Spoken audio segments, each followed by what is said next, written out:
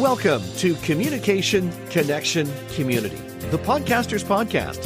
This podcast takes a deep dive into modern-day communication strategies in the podcasting space. We chat with interesting people who make the podcasting and speaking spaces exciting and vibrant. We also dive into the podcasting community with news, updates, latest trends and topics from this ever-evolving space. So strap in. It's going to be one amazing ride. Let's dive into today's episode.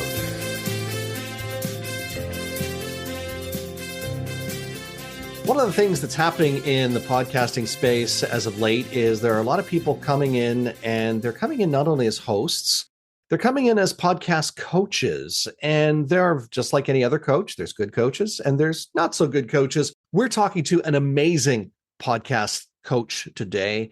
Roy Coughlan is a podcast coach with 6 podcasts: speaking podcast, awakening podcast, meditation podcast, learning Polish podcast. All 4, by the way, are in the top 5 percentile in the podcasting space. The crypto podcast, which is in the top 1.5%, and Podfather, which is in the top 5%. He's helped people create podcasts and get them into the top 10%, which is a great place to be. He's helping clients on a regular basis get on the top-rated podcasts as well to promote their businesses or their books or their passion projects. He also provides virtual assistants at affordable rates in various sectors as well. He himself has produced and edited over 1,400 episodes, including over 100 live and top guests in the world. And we are so thrilled we're chatting with him today. He is a sought-after podcast guest, a seasoned podcast host. Please welcome Roy Coughlan. Roy, welcome to the podcast. Looking forward to the conversation. And I know you've been on my show and we had a fantastic call. So I have to tell you, if there was a show in 2024 I would not regret being on, it's yours. That's for sure. I much enjoyed our time together. And I'm sure we're going to have some fun together too. So podcasting, you've been at it for, is it 7 years now? Yeah, it's going into 7 years now. Yeah. And what is it, Roy, of all things you could do in your life, what led you to the podcasting space? It's kind of a long story. It was never kind of planned. So I kind of went through where I lost everything and through the real estate market. And with that, saw a lot of corruption. Went to an event. The event was What's Your Quest? And I said, I'm going to expose this. I said, I do not like all the corruption that's going on. Because I saw with bailiffs and everything, there was a load of bad things going on. Judges, banks. And I saw brilliant speakers there. I hated public speaking. So I said, I need to be a good public speaker. I was always using it as a crutch. I just don't do that. That's not me. And, I was running big jobs for a mechanical contractor in Ireland. But when it came to the meeting, I was like Mr. Bean. My voice just went. And I was like, I came back and I said, all right, I'm going to go to a Toastmasters meeting. Being the strong, confident guy, had to bring 2 guys with me to hold my hand, basically. And they said, yeah, it's good. I was like, this is brilliant. They said, we don't have time to join this. We don't want to join it. And I wouldn't go back. I was so shy. That's the way I was. But a new club a few months later opened. And I said, all right, there's going to be all new people. I'm going in. They said, will you sign up? Yeah. Will you do a speech? Yeah. And from that moment, I just kind of kept saying yes, entering all competitions, and went from being terrified to getting into the final of 5 countries, doing an open mic TEDx, doing open comedy, and getting into a load of competitions and doing very well from that. So when I was at another event, there was a guy that was a podcaster. He wasn't long at it, but was doing well. And he'd done a workshop. So I said, all right, I'll go to this now. I can do this. And originally I was like, oh, this is perfect for my exposing the corruption, but I want to learn my trade first. And I said, speaking is the first one. So the speaking podcast was my very first podcast. And because I had met so many people in Toastmasters, I had plenty of guests. And that was before Podmatch, before I knew it existed. I was early into Podmatch. Podmatch is fantastic. It's made my life, as you know yourself, life is a million times easier with that system. It just simplifies everything. And yeah, I kind of went from there. Then the next one was like the meditation, because when I lost everything, meditation helped me. And what happened is I was listening to different meditations. One was guided, and the guided kind of one disappeared, and then another one started charging. And I was after losing everything. I was watching every penny. So I was like, I'm going to create a meditation podcast that's free, always will be free, just to help people. So that was that. Then I learned Polish podcast. Eventually done the Awakening. That's the one exposing fraud, corruption, but with solutions. Then the crypto, I saw there's a load of fraud in crypto. And what I didn't want to do was incorporate the crypto into the awakening, because not everyone's into blockchain technology. And if I done that, I'd hurt my listeners. So I created the crypto podcast. And then the last one is the podfather, because I love podcasting, obviously. And it was like, I want to keep people in the game, because I saw so many people drop out. They do 3 shows, they're gone. And it's like, or they're just throwing, and I said, I don't want it to stop. I just make it easy for them and just share some tips that they can actually improve their show or get started. Gosh, what an amazing story and an amazing journey. That's certainly the reason why we have this podcast is, as you just said, to help people not stop podcasting, to actually keep them going and let them know that it's a long game, not a short game. But what a journey. And I too have a very similar experience in Toastmasters, where I didn't go to that first meeting and run away afraid, but I certainly went to that first meeting terrified. And I worked in radio, so it should not have been a terrifying thing, but there I am in that meeting seeing all these people in the club. And by the way, it was a brand new club. It hadn't even formed as a club yet. They weren't at charter status. And there I am, the broadcaster, intimidated by all these people who seem to be years ahead of me in the speaking space. But good for you for sticking with it. And the journey into podcasting, I think, is for a lot of people very similar. There's something that drives them to it. And for you, for each podcast, and I'm glad how you explained that, there was something that led you to, okay, I got to do this. Okay, I got to talk about this. And I got to talk about this. Is there anything that along that journey, as you were starting those podcasts, that were aha moments? You know, when you started the first one, you're okay, I got to do this, master my craft. But as you started to get into it, was there anything where you went, there's a light bulb. There's another idea. Anything? Definitely. And just going back before I answer that, when I went into Clubhouse, so I was at that stage confident speaking on stage. I went on Clubhouse, which would have been the opposite to what you did.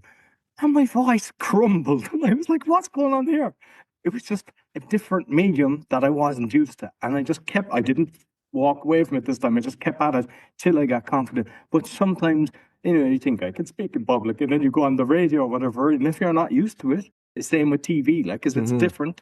So I think just to be with that. Going back to your question, yeah, go on.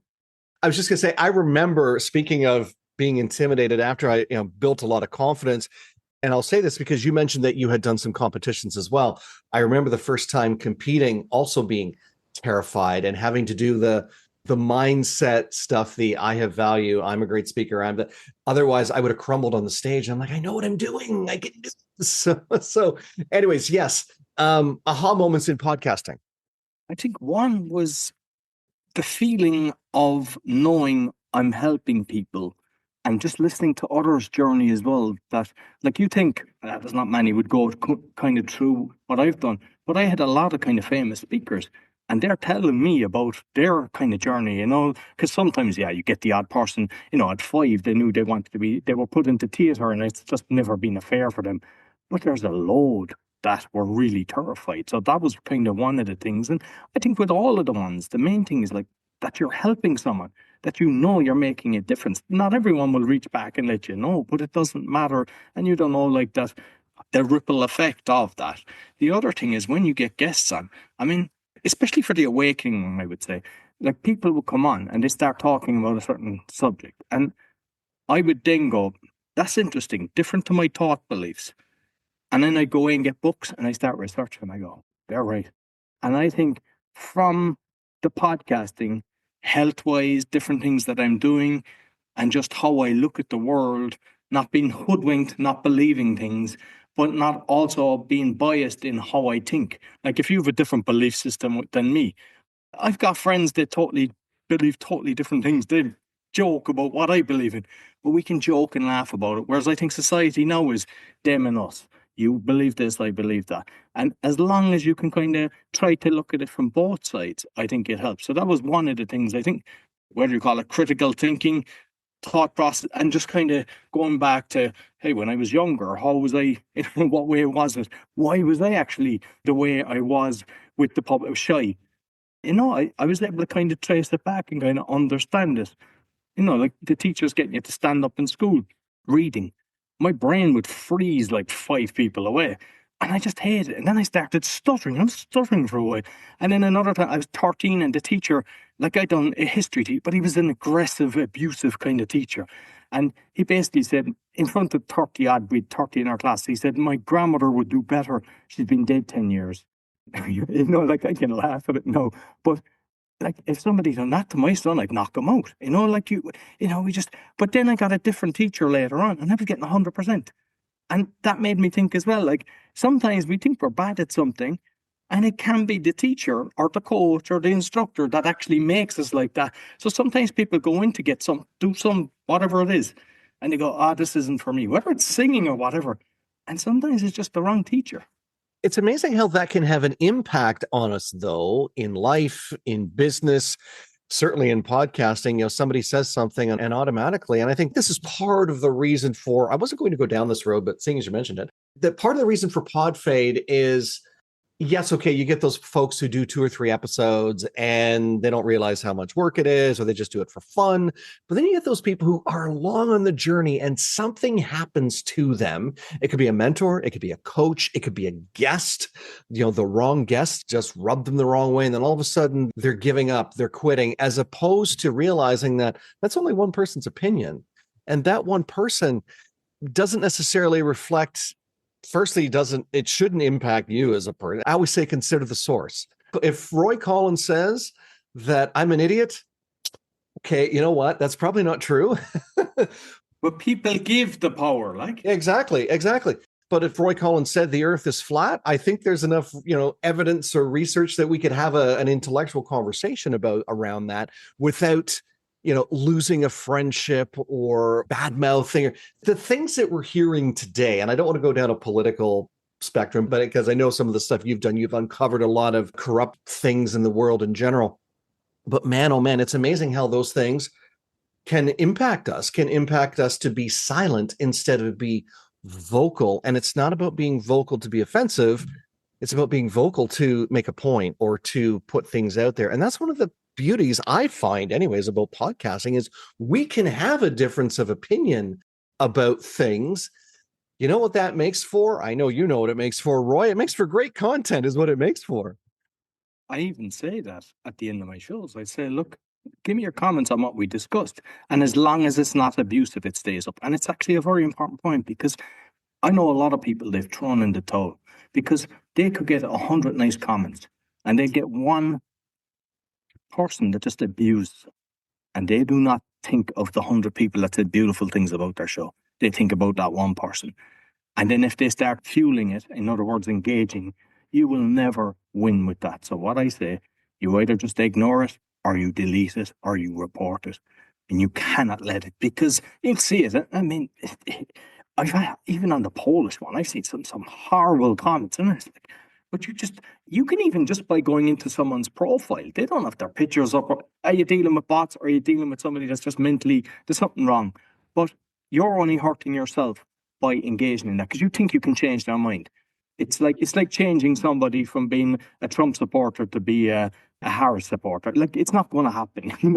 That's just the way it is. So when you're engaging with that, so don't put your energy into that. Put your energy into the nice things and even save the beautiful comments. I mean, you get reviews. So sometimes you just go in and look at the reviews. Sometimes you just see a review and you go, wow. The way people say how it touched them or what. They just reach at the moment that they needed to hear it.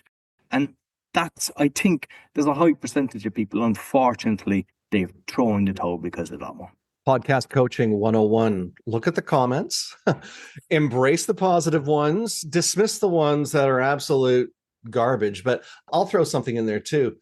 I like to look at I'll say negative reviews, but I'll look at the ones that are critical. Negative is the wrong word. The ones that are critical, because that could be a learning opportunity for me to improve my show. If it's downright nasty and vile, okay, yes, those are the ones we don't want to focus on or engage. But the ones that say something like, I love your podcast conversations that you have, but they're too long, or get better guests, or something that at least gives me the opportunity to improve as a host. Would you agree with that as a podcast coach? That Absolutely. And I have one for you because with my Polish one, There was a young guy, he was 16 in Toastmasters, and he had to join under his father because you have to be 18. I was so impressed with how he was kind of just, pushing himself in life.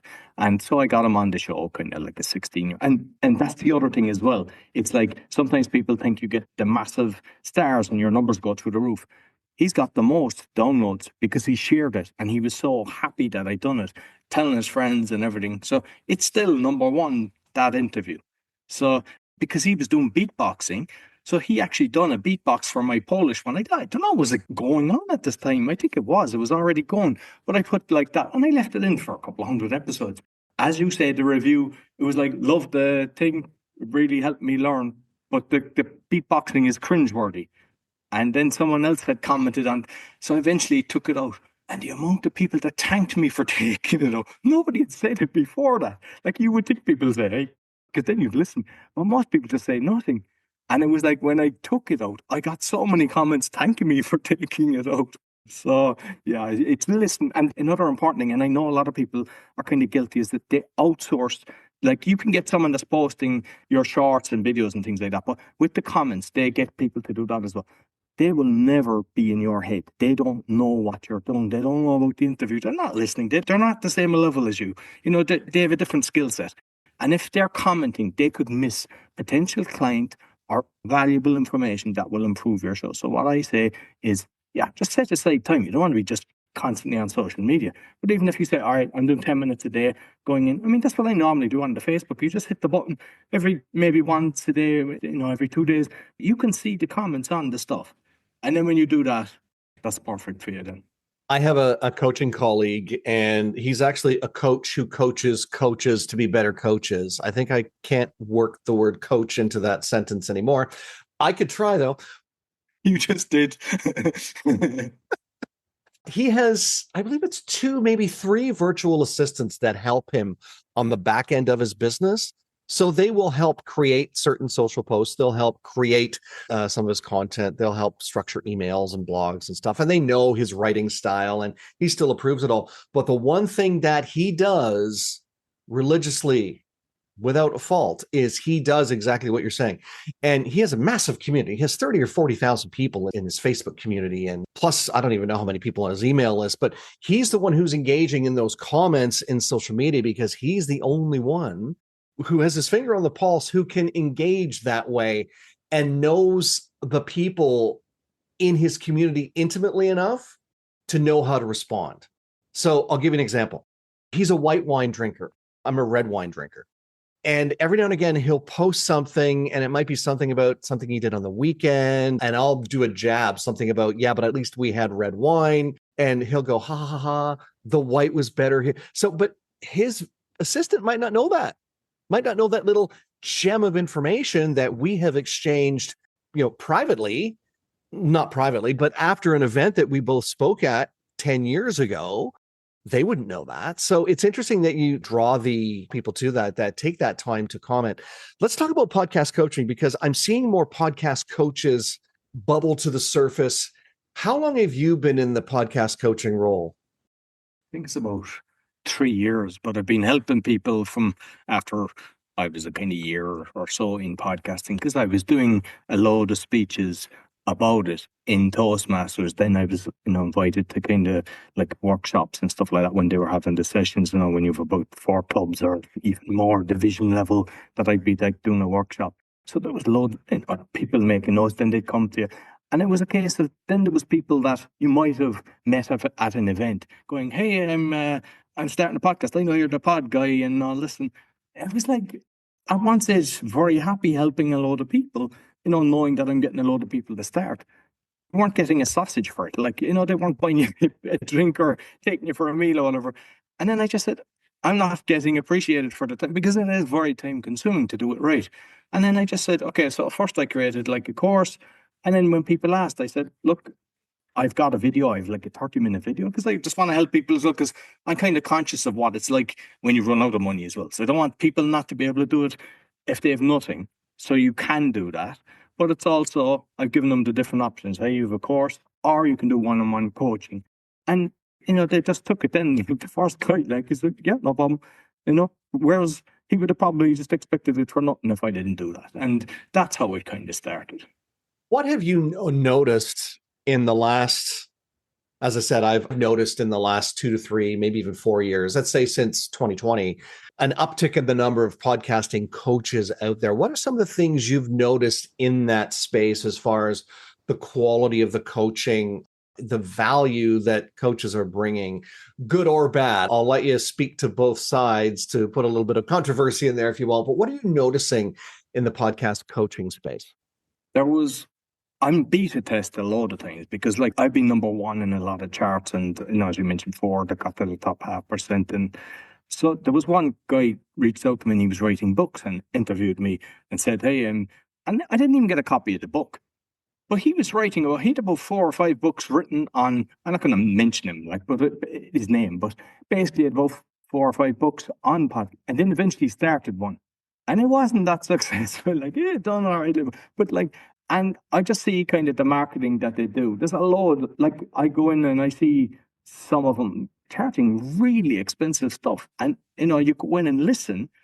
I mean, I go in and listen to your show, and I engage and I like the style and everything. But you go into some and it's and then you have a person that, they don't have the skill set.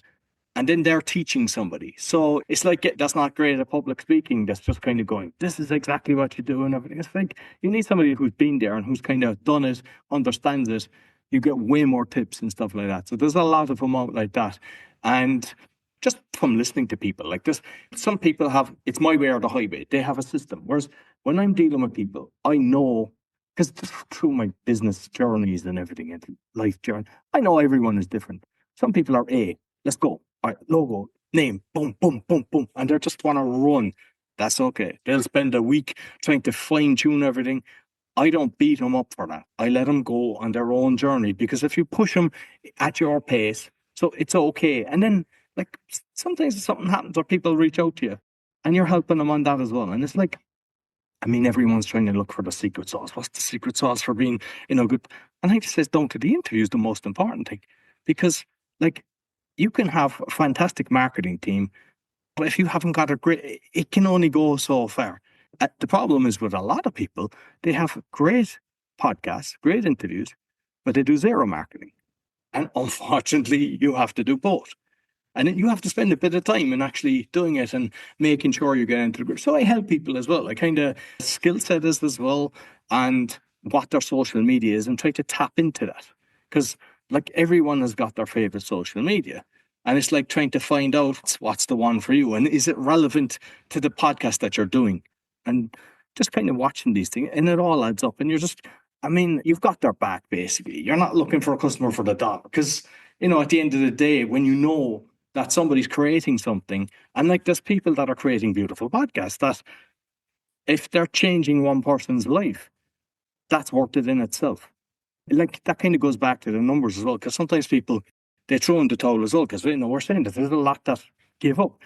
And it's if they're having 20 downloads, because they're looking at these guys with massive downloads. They're looking at Rogan, Mr. Beast and all that. But if you had a Toastmasters meeting and there was 20 people coming in for a speech, you'd be delighted. Next week, another 20 people want to hear you talk. But yet people think they're a failure. So it's these are people that are coming back to listen to your show. And once you keep doing it and just kind of look at a few different tricks, start playing around with different marketing. And as you say, when you engage with people, like the comment that you just mentioned with the wine, what happens is the algorithms kind of go, ooh, this is good. There's a bit of conversation going there. So then it shows it to more people, either your friends, his friends, or maybe both of them. And then before you know it, you're going, oh, this one has took off a bit. I have a kind of a sheet I send to people when I'm finished. Some people don't even respond to that. Others, they will do everything to promote it. I presume it's the same for yourself. When someone does that, I go, he gets it. He's commenting, thanks for having me on the show. Whatever. And you do the same. And it's genuine. You're happy. You appreciate it. Just, you get pitched a couple of hundred times. It's just, everyone is trying to, because there's so many out there now as well, lots of agencies. They're just blasting you, pretending they'll listen to your show and all that. There's a few things there I want to unbundle. That certainly is a good one about, the agencies and are they really listening to the show? The other piece too that you mentioned there was I got to go back through the memory banks now because I didn't. I didn't make a note of it. I usually do make a note of it when I'm in conversation with people, so I don't forget in case they do what you did and you expand on something.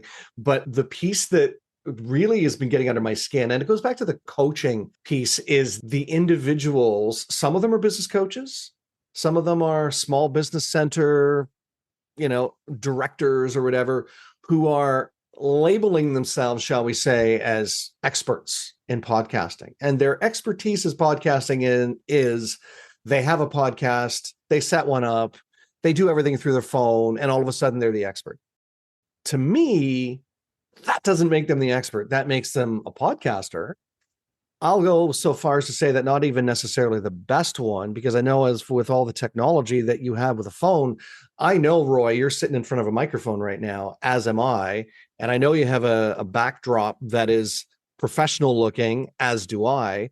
So a little bit of experience doesn't make you the expert. You could be actually sharing the wrong information. And I've heard people share the wrong information from a getting started perspective in podcasting that has derailed people from continuing a show because they were fed a bunch of, I don't want to say lies, but they're fed a bunch of information that was just not correct.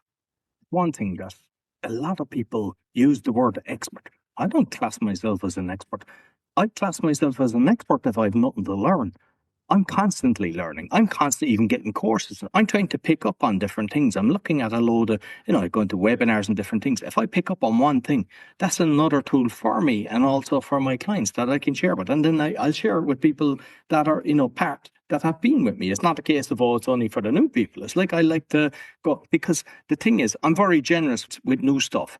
But what I found is there's two different types of people. There's the person that's going, hey, what's the latest thing? What's the latest thing? They're trying to find out. They will give you nothing. And there's others, as soon as they find something, you're the first on their list. Roy, I've just come across this. Here you go. Look, see what you think of this. And you're ahead of the curve because of that. So I find I am very generous, but when I know somebody is a leech, I cut it off or I burn it off, whatever way you get rid of leeches.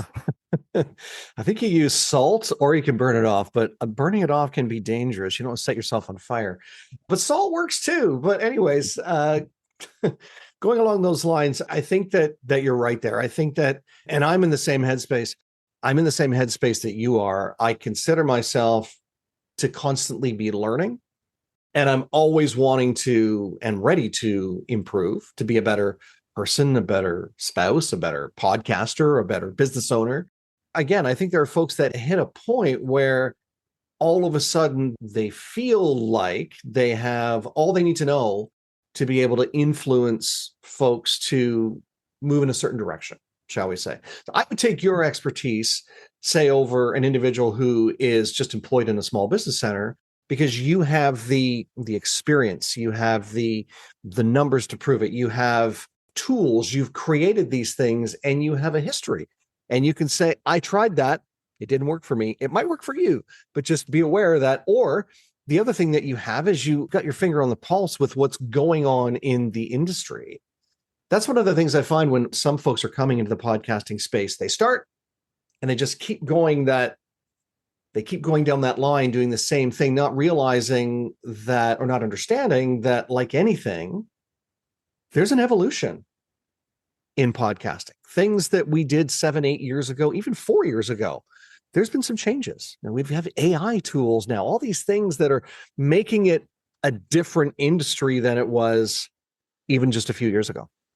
As you say, evolving ourselves as well, because I don't know about you, but I know if I go back and listen to the earlier ones, I cringe how bad they were, and the lighting, everything. It was like you just constantly evolve. And then, like, now I'm using like Adobe for enhancing the audio, and it is so good. And I do lives as well, and we had about 6 people on one call, and one guy, it looked like he was using his laptop thing, and it was so bad. And I was thinking, because I always wear the earphones.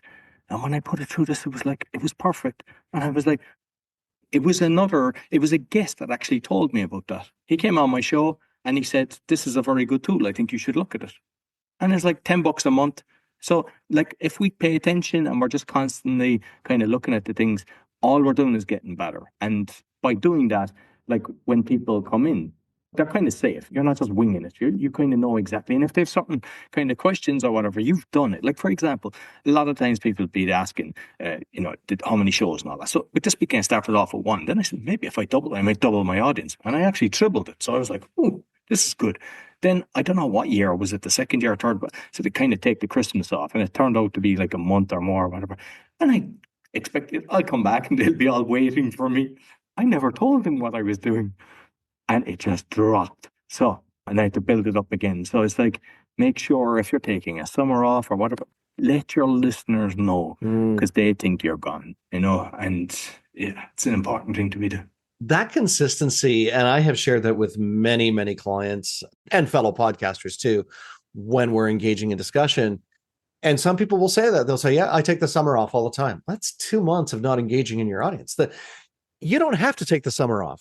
You can repurpose content that you've put out there before, because guaranteed, if you're sharing it through your social channels, not everyone, guaranteed not everyone, has heard that episode. So why wouldn't you take that opportunity to repurpose it? But to your point, you're right. That's where you'll notice a dip. And I've shared this with clients who are on again, off again. They'll take the summer off, and then they really won't get back into the swing until October. And then they take off Christmas. And then it's not January when they're back. It's more like February. And the inconsistency is like a roller coaster. And you get the dips and the valleys, and you'll get that anyways. But the dips are more dippy if you're taking time off. And as you said, not letting your listeners know, not letting them know. I did want to comment on something else, though, that you mentioned earlier. And it's about the size of the audience. And I've actually used this as a marketing tool for a speaker association that I'm a member of here in Canada. And one of the presentations I gave, I said, would you, if I gave you the opportunity to get on 52 stages, I'll give you 52 speaking opportunities this year in front of your ideal audience. There's a good chance a percentage of them will buy. And I didn't say the number as to how many people could be in the room, but let's just, for the sake of our argument, say it's between 20 and 50 people every week. Would you turn down that speaking opportunity? Everyone, of course, says, no, I wouldn't turn that down. But the argument is then, well, then why would you not want to either be on a podcast as a guest, or why wouldn't you want to host a podcast where you are guaranteed to be in front of your audience, your ideal audience, all the time? Your thoughts on that? Well, I mean, I totally agree with you, because I'm helping people doing that, getting on shows. But the thing is, with podcasters, there's a very unprofessional level as well. So one, there's sometimes people saying, I've got 4,000 listeners. And when we start looking at it, or the client asks, which has happened, I get about 20 or 30 a week. Yet they had on a platform that they were at 4,000. Which is kind of embarrassing, because you take them for what they say. So then the software, but to be honest with you, it's not accurate, because I look at my own ones, and sometimes it's saying X, and mine could be a lot more, because I'm taking into account, because I track everything. I'm taking my Rumble, my YouTube, my BitChute, because they're numbers. If someone is watching the video, that's a listen to my episode. So I've got the combined and the averages of everything. And then I get the case of sometimes people come along and they go, what's your numbers? I don't want them on my show, because I want someone coming on my show for the message. So if it's a match, it's like, it doesn't matter. The numbers are there, and depending on how we do it, it will be okay. But there's people, and they expect, like, I had one guy, and he wanted like 1 million. I have to be at least 1 million per episode.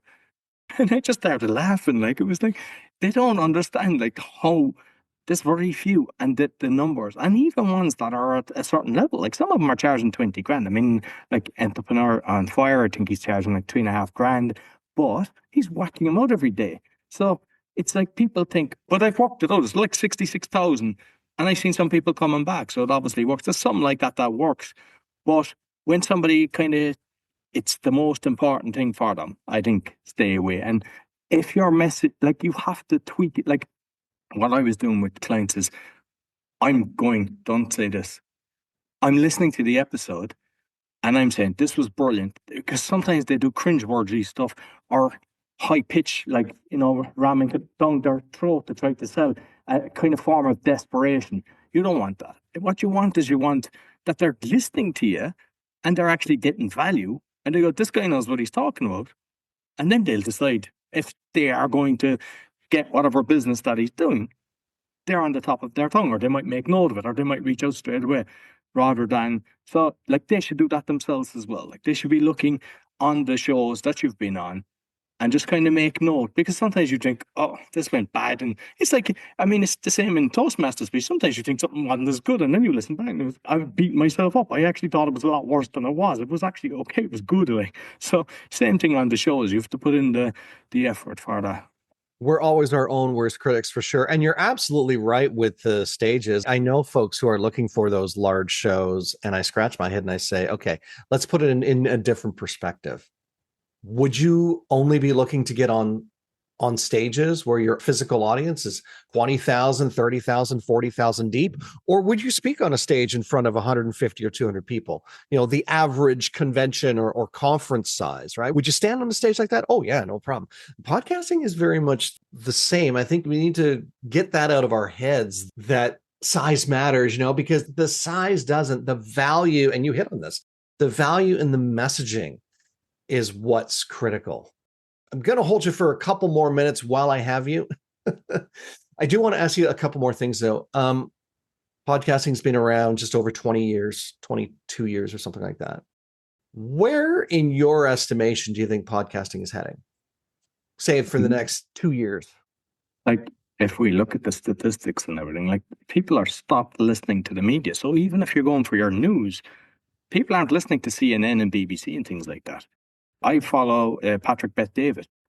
I know what's going on in the States just from listening to that, because they cover so many different topics. So I listen to maybe 10 different podcasts, but I enjoy them. Not all like that. Some are enjoyable, like the Blind Boy podcast and things like that. So more and more it's increasing. And I think people are finding shows that are giving true information as well. And it's like, there's times, I get people like, oh, I wasn't sure at the start, you said so many, and then it was like, and sometimes it's 4 years later. If you can say, and then just me, but there's a lot of people out there as well. They're not paid by people to give the information. It's not paid science or whatever. And when you see people, there's a lot of people are doing this from, they're not making money, and they're going out there and they're actually spreading a message, or they have a skill set that they're doing. And that's different to the person that's in the studio that's getting a salary. Yeah. Yeah, 100%. And I also think with the podcasting space too, is we're going to see a huge shift in those podcasts that were started 10, 15 years ago. I think we're going to see them eventually fade away.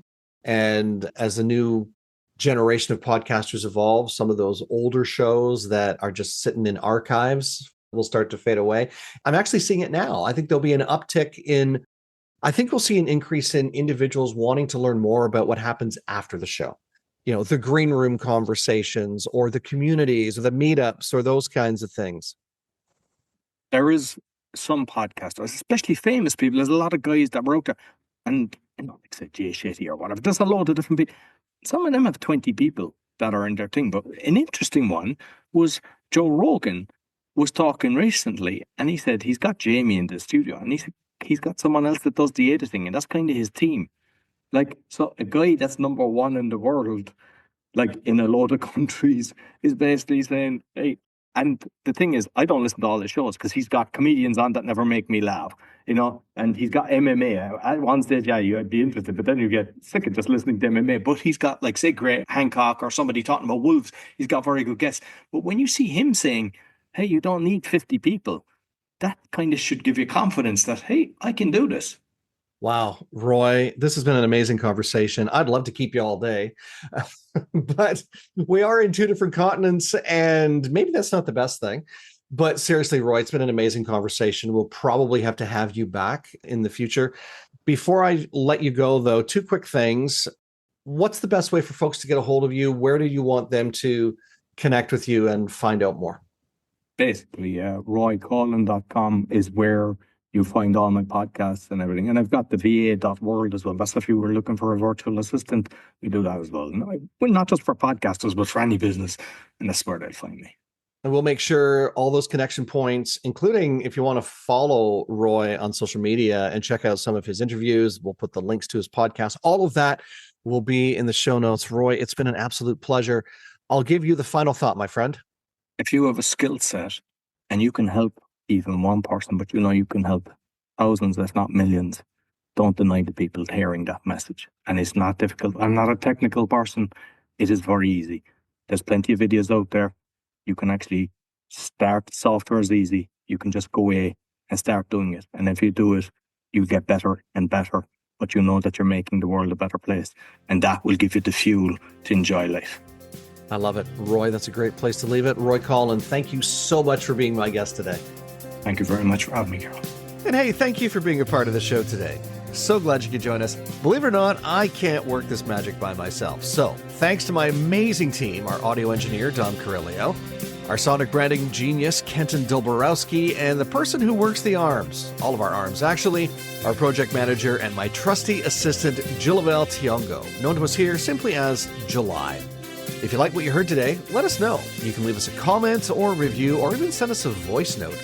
And if you really liked it, we hope you'll share it with your friends and your colleagues. If you don't like what you heard today, well, please feel free to share it with your enemies. And if you know of someone who would make a great guest on the show, let us know about it. You can get in touch with us by going to our show notes where all of our connection points are there, including the links to our website, LinkedIn, and Facebook as well. And if you're ready to be a guest on podcasts or even start your own show, let's have a conversation. We'll show you the simplest way to get into the podcasting space and rock it. Because, after all, we're Podcast Solutions Made Simple. Catch you again next time.